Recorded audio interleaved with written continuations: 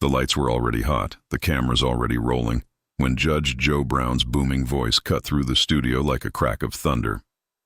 He didn't just interrupt Congresswoman Jasmine Crockett, he swallowed the air, forcing his presence into every corner of the room. His words were sharp, jagged, and meant not to question, but to crush. The audience gasped, a ripple of discomfort moving across the crowd like a wave, as though everyone instinctively knew the line had been crossed. "Don't you lecture me," Brown barked, his tone dripping with authority from another era, one that thought respect was demanded by volume instead of earned by reason. The microphones rattled under the force of his voice, and for a split second, it seemed as if the very walls of the studio were leaning in to listen. Crockett's lips pressed together in silence. She didn't flinch. She didn't roll her eyes.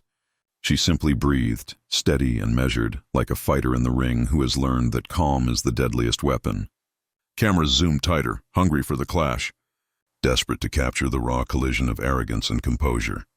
The crowd murmured again, some shifting uncomfortably, others leaning forward, waiting for the explosion. The host's eyes darted nervously between the two, sensing that what was unfolding wasn't just a heated exchange. It was a spectacle, one that could spiral out of control at any second. And then, just as Joe Brown's voice thundered across the room again, Jasmine Crockett did the unthinkable. She didn't shout back. She didn't retreat. She simply lifted her gaze, let the storm rage in front of her, and prepared to answer with the kind of calm that can silence even the loudest room. The tension was unbearable now. Every second stretched thin with anticipation. People watching live felt it in their chest. The pounding question, would she snap or would she rise? Her reply began, soft but firm, and as the first words left her mouth, the noise in the studio seemed to collapse under its own weight. What followed wasn't just a response. It was a moment so sharp, so undeniable, that silence itself became the loudest sound in the room. But the silence that followed would change everything.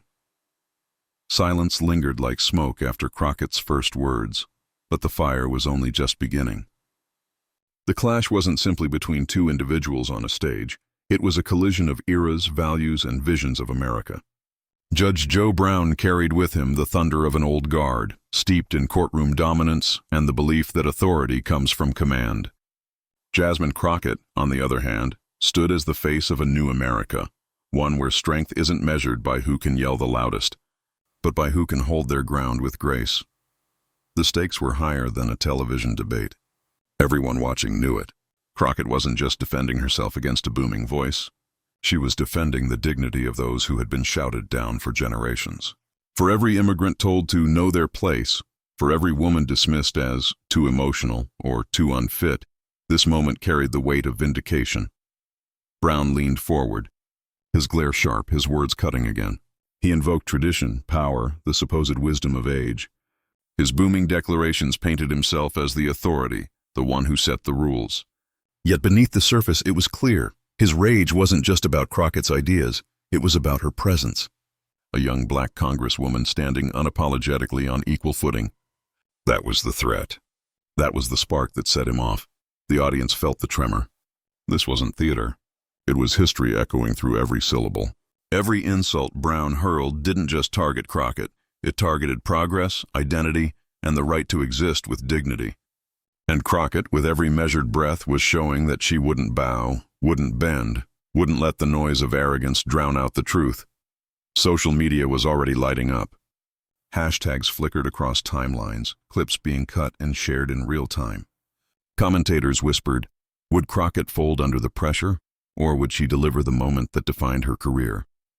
The studio itself seemed to pulse with the unspoken question. Crockett's allies in the audience clenched fists on their knees, waiting for her counter. Her detractors leaned back smugly, certain that Joe Brown's towering voice had secured the win. But the Congresswoman's eyes told a different story.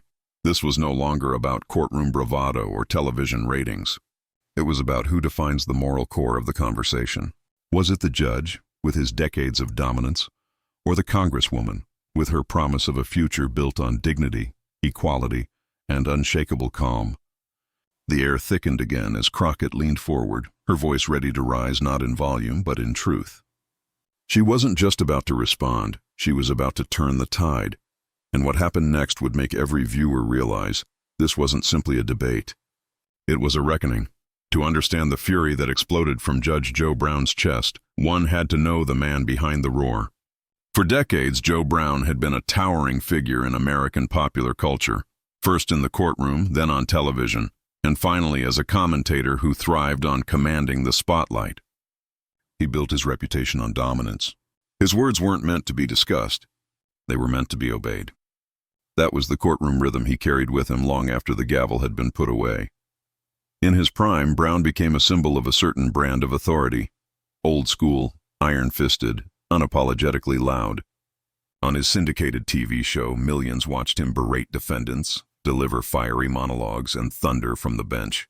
It was entertainment cloaked in justice, and audiences tuned in because it was spectacle.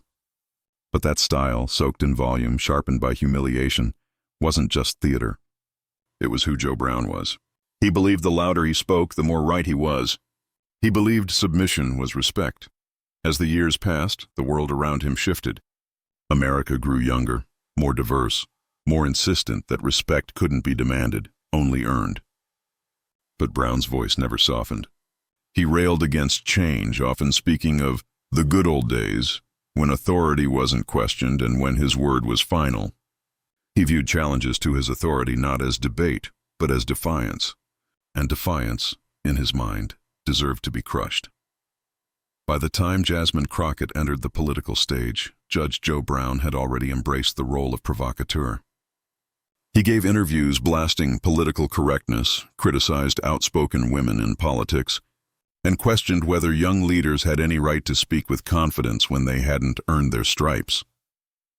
Each comment revealed his disdain not just for ideas, but for the audacity of those who dared to carry them forward. To him, Jasmine Crockett wasn't simply a congresswoman. She was the embodiment of everything he resented. Young, female, unapologetically black, and unwilling to bow her head. She represented a generation of leaders who didn't need permission from men like him to exist, to speak, or to lead.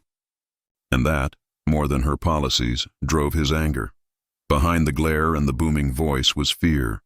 Fear that his way of commanding respect was dying, that his era of unchecked dominance was slipping through his fingers. To Brown, Crockett wasn't just an opponent. She was a symbol that the world had moved on without him, and yet he doubled down. He entered the studio that day ready for battle, determined to put her in her place, to remind the audience that his voice was still thunder. He believed, as he always had, that sheer force could silence dissent. He believed that if he roared loud enough, Crockett would shrink under the weight of his authority, just as so many had in the past. But what Brown didn't anticipate was that Crockett wasn't a defendant in his courtroom, nor was she an intimidated guest on a talk show. She was a congresswoman with her own story of struggle and survival, one that had forged a steel spine no shout could bend. His booming voice would meet her unflinching calm, and the old rules of dominance would crumble before the eyes of millions. The tragedy of Joe Brown wasn't simply that he yelled. It was that he never learned that power without respect is hollow, and respect built on fear is destined to collapse. He clung to the past, blind to the fact that the very America he tried to intimidate had already outgrown him, and now, sitting across from Crockett, he was about to discover what happens when the old thunder crashes against a storm it cannot silence. Because Crockett's story, the struggles that shaped her, the fire that made her, was about to be revealed. And it would explain why no volume, no insult, and no courtroom bravado could ever break her resolve. To grasp the magnitude of what Jasmine Crockett did in that studio, one must understand the path that brought her there. A path carved not in privilege, but in grit, sacrifice, and relentless resolve. Jasmine Crockett's story is not one of doors swung open, but of doors slammed shut, and her refusal to stop knocking until they broke free from their hinges. She was raised in the crucible of challenge, where every step forward came with a reminder that her presence in certain rooms was not welcomed, that her ambition would always be met with suspicion. But what others saw as barriers, she turned into lessons. Born into a working-class family, Crockett grew up knowing the sting of struggle. Bills that stretched too thin, neighborhoods ignored by city officials, schools where excellence wasn't expected. These weren't abstract issues. They were her reality. And from a young age, she decided that her response would not be despair, but determination. Education became her escape route. But even there, the road was rugged. Professors underestimated her. Classmates assumed she didn't belong. At every step, she was forced to prove again and again that she wasn't just equal to those around her. She was more prepared, more driven, more unwilling to break. Law school tested her in ways that cut deeper than exams. She wasn't just learning about justice. She was facing the brutal truth that justice was too often denied to people who looked like her, came from where she came from, or carried the same stories in their eyes. This fueled her decision to become a civil rights attorney. She didn't want to chase wealth. She wanted to chase justice. In courtrooms, Crockett stood beside those society discarded. Defendants without resources, families without a voice, immigrants targeted for their very existence. She knew the system was rigged, but instead of surrendering, she used the law like a scalpel, carving out moments of truth where the odds were stacked against her clients. Judges noticed, prosecutors resented, communities celebrated. But Crockett's journey wasn't just professional. It was deeply personal. She endured threats, insults, and the kind of double standard reserved for women who dared to be loud, unapologetic, and ambitious. Her very presence unsettled those who believed power should belong to someone else. Yet through it all, she remained steady, her voice carrying both the calm of someone who knew her worth and the fire of someone unwilling to be silenced. Her leap into politics was not the pursuit of spotlight, but the extension of service. Running for office meant knocking on doors where people had long given up hope, listening to voices tired of empty promises, and carrying those stories into halls of power where they were too often ignored. Her campaign wasn't about lofty rhetoric. It was about dignity. The dignity of a paycheck that stretched, the dignity of healthcare that healed, the dignity of knowing that your life mattered just as much as anyone else's. In Congress, Crockett became known not just for her sharp legal mind, but for her unwillingness to bow under pressure. She wasn't a career politician who softened her words for comfort. She was a fighter who refused to let arrogance go unchallenged. That authenticity, born of lived struggle, made her a beacon for those who felt invisible. She didn't just represent them. She was them, and that's why, on the day she faced Judge Joe Brown, she was unshaken. His booming voice, his theatrics, his attempt to bulldoze her into silence, these were echoes of every challenge she had already overcome. Men louder than him had doubted her. Systems harsher than him had tried to break her. Environments colder than that studio had tried to freeze her out. And every time she had endured, every time she had risen, her calm in the face of Brown's fury wasn't accidental. It was the product of a lifetime of resistance. Where others might have shouted back, she understood the power of composure. She knew that silence, when chosen, can be louder than any yell. She knew that dignity, when displayed under fire, transforms attacks into self-inflicted wounds on the attacker. This is why the crowd gasped, not simply because a judge was yelling, but because a woman who had every reason to be rattled stood her ground with poise. Crockett wasn't just answering for herself in that moment. She was carrying the weight of countless voices who had been told to stay in their place, countless women dismissed for their ambition, countless communities ignored for their truth. Her response wasn't just personal, it was generational, and yet her journey had prepared her for one more truth. Calm was only the beginning. For the storm Judge Joe Brown thought he was unleashing, Jasmine Crockett was about to redirect with precision. The battle was not over. The debate would escalate, tempers would rise, and the moment that followed would test every ounce of her resolve. Because when Crockett spoke next, she would not only confront Brown's fury, she would redefine what it meant to win in a room built on intimidation. The moment Judge Joe Brown's booming voice filled the studio, the energy shifted.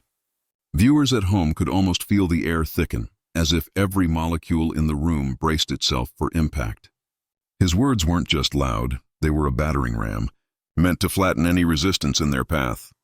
"Congresswoman," he barked, jabbing the air with his finger, "you don't understand the law the way I do. You don't understand order, you don't understand authority. And until you learn, you'll never earn respect." Gasps scattered through the audience. Some shook their heads in disbelief, others leaned forward, waiting for the clash to ignite. Cameras zoomed in on Crockett, catching her steady eyes, her still hands, the calm before a storm she controlled entirely.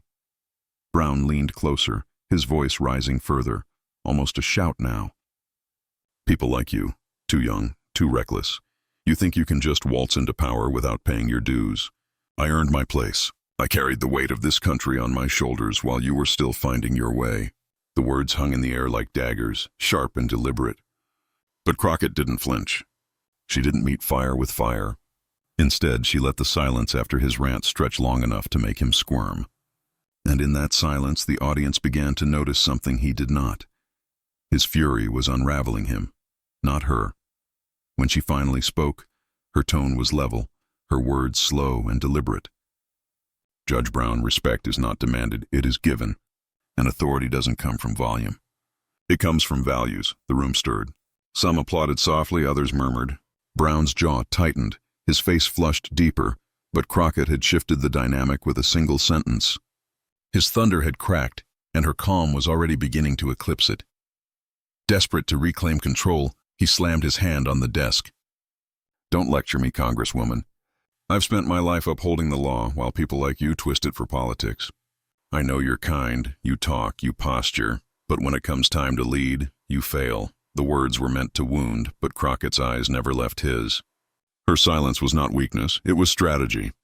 Each pause she allowed him revealed more about him than it did about her.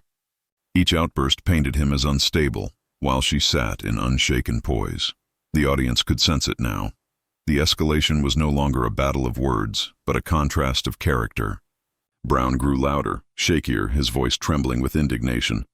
Crockett grew steadier, her composure tightening into something unbreakable. The clash was no longer about the issues they debated.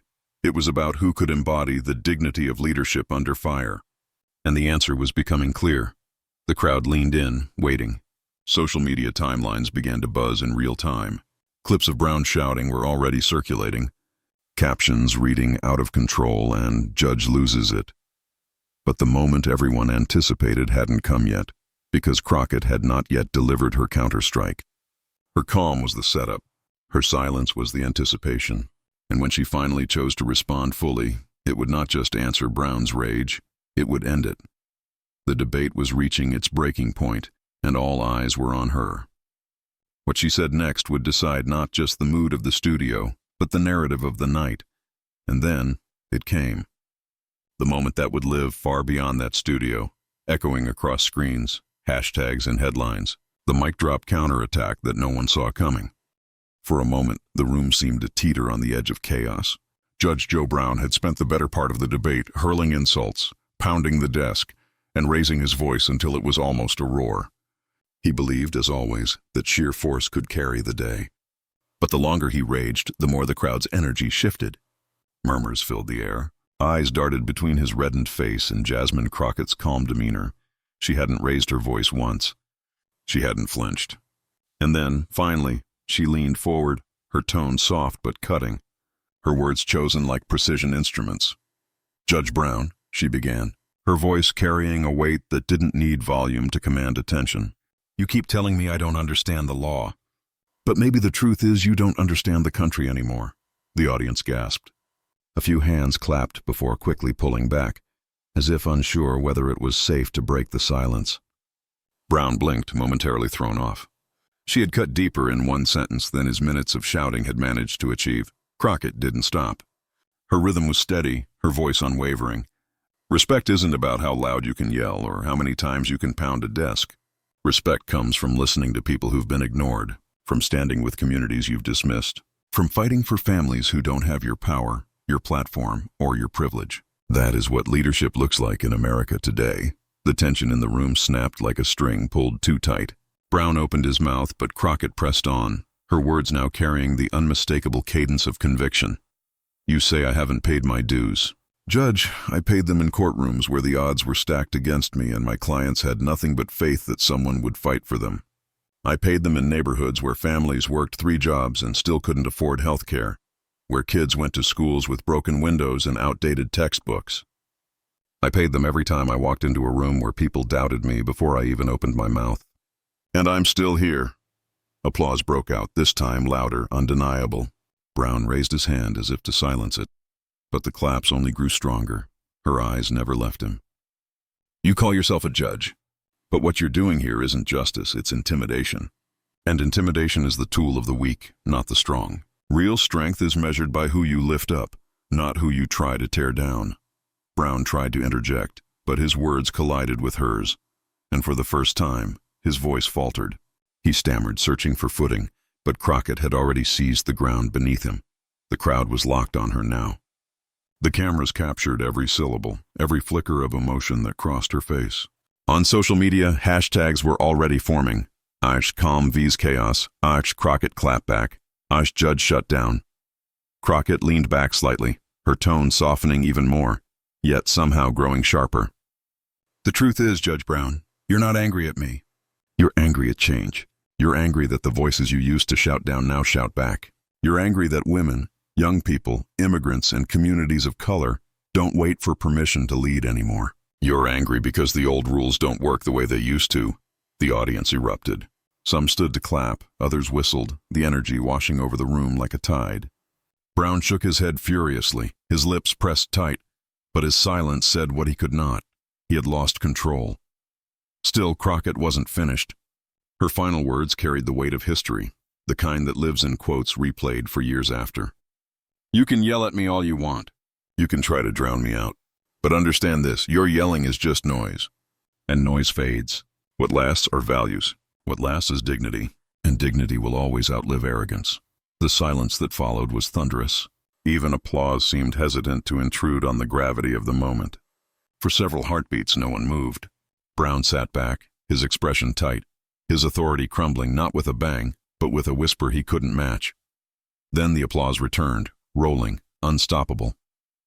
The studio filled with cheers, not for volume, but for composure, for the clarity of a woman who had turned the old script on its head.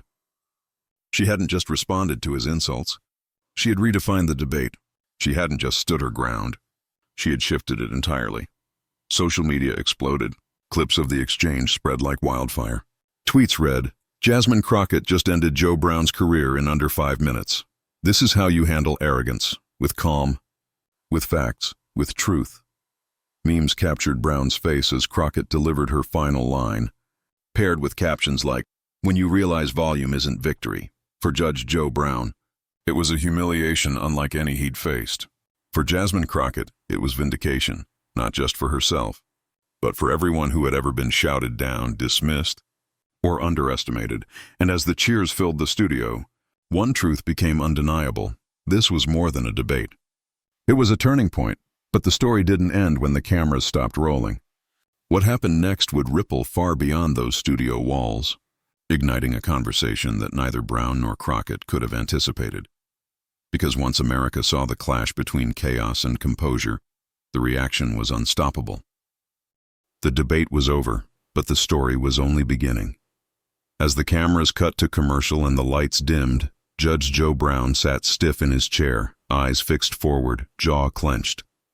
The man who had built a reputation on commanding rooms with his booming authority now looked smaller than ever. He shuffled his notes, muttered something under his breath, and avoided making eye contact with anyone around him. Meanwhile, Jasmine Crockett didn't gloat. She didn't smirk. She simply gathered her papers, thanked the moderator, and walked off stage with the same composure she had displayed throughout the entire clash.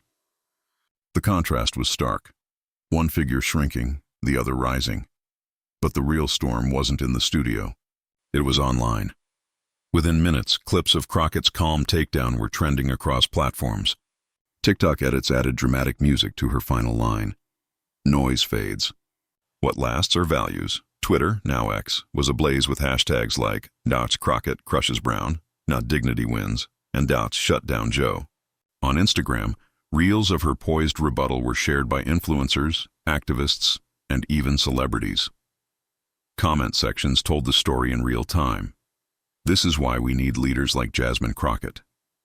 She didn't just win a debate, she showed a masterclass in grace under fire. Judge Brown thought yelling was power. Crockett showed him power is control. That silence after her mic drop. You could hear his career ending. Even mainstream outlets picked up the exchange.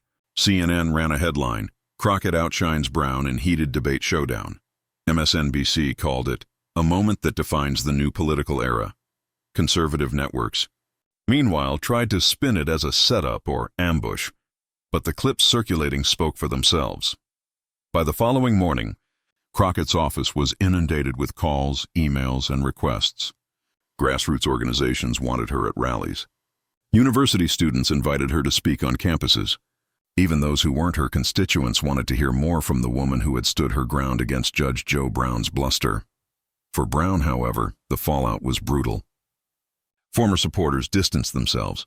Commentators who once praised his fiery persona now called it outdated, even embarrassing. One editorial headline read, "Joe Brown shouts, Jasmine Crockett leads." Another simply declared, "Volume isn't victory."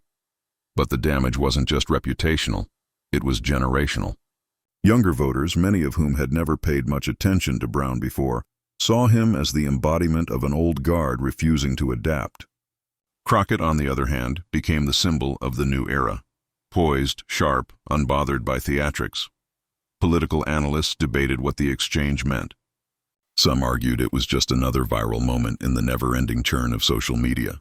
Others insisted it was bigger than that it reflected a shift in what Americans were demanding from their leaders.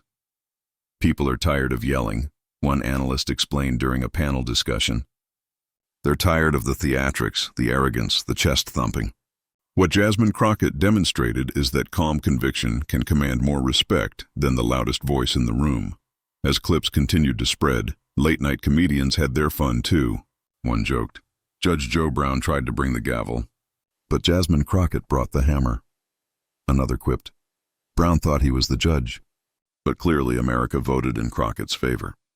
Behind the humor, though, was a truth no one could ignore. Jasmine Crockett had not only won the moment, she had shifted the conversation. She hadn't just stood up for herself, she had stood up for a style of leadership that valued dignity over dominance. And while Brown scrambled to reclaim footing with interviews that sounded more like excuses than explanations, Crockett didn't chase the spotlight. She let the moment speak for itself, her silence between appearances saying more than his endless justifications ever could. The contrast was undeniable. This wasn't just the story of a debate. It was the story of a cultural pivot, where arrogance was finally being called out for what it was, and where calm, collected leadership had its moment in the sun, and yet, the real question lingered in the air. If one debate could send such shockwaves, what would happen the next time Jasmine Crockett stood across from someone who underestimated her? Because after this night, one thing was clear. No one would ever make the mistake of thinking silence meant weakness again.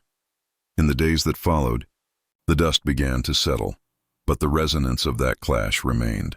What lingered wasn't the shouting. It wasn't the booming voice of Judge Joe Brown, echoing with bluster. It was the quiet power of Jasmine Crockett's composure, the stillness that cut sharper than any raised tone. For many, this moment became more than a viral clip. It became a parable. Parents replayed it at dinner tables, pointing to Crockett's calm as a lesson for their children. "See? You don't have to yell to win. You don't have to insult to be strong." Teachers used it in classrooms to spark conversations about leadership. Faith leaders referenced it in sermons about dignity, restraint, and the true meaning of courage. Even Crockett herself spoke humbly when asked about the exchange. She didn't frame it as a victory over Joe Brown. She framed it as a reminder that democracy demands more than noise. "We are called," she said in one interview, "to be better than the voices trying to drag us into chaos. We're called to answer arrogance with principle, not with the same fire they throw at us." Her words struck a chord, because in that clash, audiences saw more than two personalities. They saw two versions of America. One that clings to intimidation, shouting, and brute force, and another that dares to lead with clarity, confidence, and unshakable dignity. The lesson wasn't just about politics. It was about life. How often do we face our own Judge Joe Browns, people who shout, belittle, or try to dominate us into silence? How often do we feel the pressure to respond in kind, to match fury with fury? And yet, Crockett showed another way, that silence, discipline, and carefully chosen words can dismantle the loudest arrogance. Social commentators put it best. Brown raised his voice. Crockett raised the standard, and therein lay the moral. Strength isn't measured by volume. Respect isn't earned by intimidation. Leadership doesn't come from silencing others. It comes from giving people a reason to listen. Crockett's response reminded viewers that true power is not reactionary. It's rooted in values that don't waver when tested. For the immigrant mother raising her children in a country that often questions her worth, this moment said, "Your dignity cannot be shouted down." For the young activist fighting for representation, it said, "Composure is not weakness, it is your weapon." For every viewer who has ever been belittled, mocked, or underestimated, it whispered, "You are stronger than the noise around you." Judge Joe Brown's regret became symbolic, too, not just of a man realizing he had been outmatched, but of a style of politics and leadership that no longer commands respect. The world is changing. Audiences are no longer enthralled by the loudest person in the room. They are looking for authenticity, for calm clarity, for people who can stand in the storm without being consumed by it. That's why the silence after Crockett's final words mattered so much. It wasn't empty. It wasn't awkward. It was transformative. In that breathless pause, everyone watching felt the truth settle in, that leadership rooted in dignity has the power to humble arrogance. That calm doesn't mean surrender, it means mastery. And so, what began as a heated shouting match ended as something much larger.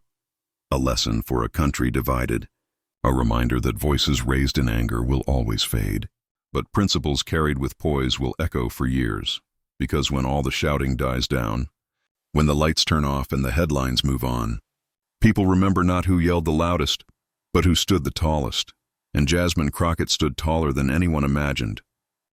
And so, the title of this story rings true. Judge Joe Brown may have raised his voice, but Jasmine Crockett raised something far greater, an example for America. His yelling will be remembered only as background noise. Her calm reply, however, became the moment that silenced a studio, humbled a giant, and inspired a movement. This wasn't just a debate. It was a mirror for the times we live in, a clash between arrogance and dignity, between shouting and substance. And when the dust cleared, it was clear to everyone watching which side history favors. Because Crockett showed us that real power isn't in the decibels of your voice, it's in the depth of your truth. She showed that respect is not something you demand through intimidation, but something you earn through composure and conviction. And she reminded millions that you don't have to lower yourself to fight fire with fire. Sometimes the strongest response is calm, steady, and undeniable. If this story left you thinking, if it left you proud, if it reminded you that dignity can and will triumph over arrogance, then don't just let it pass by. Be part of the ripple. Share this video with someone who needs to see it. Subscribe so you never miss the stories that shine light on courage in the face of chaos. And most importantly, carry this lesson into your own life. When the world gets loud, stay steady. When others try to silence you, stand firm, because one calm voice can change the whole room. One moment of composure can silence arrogance. And one leader can remind us all what America should sound like. And that leader, in this moment, was Jasmine Crockett.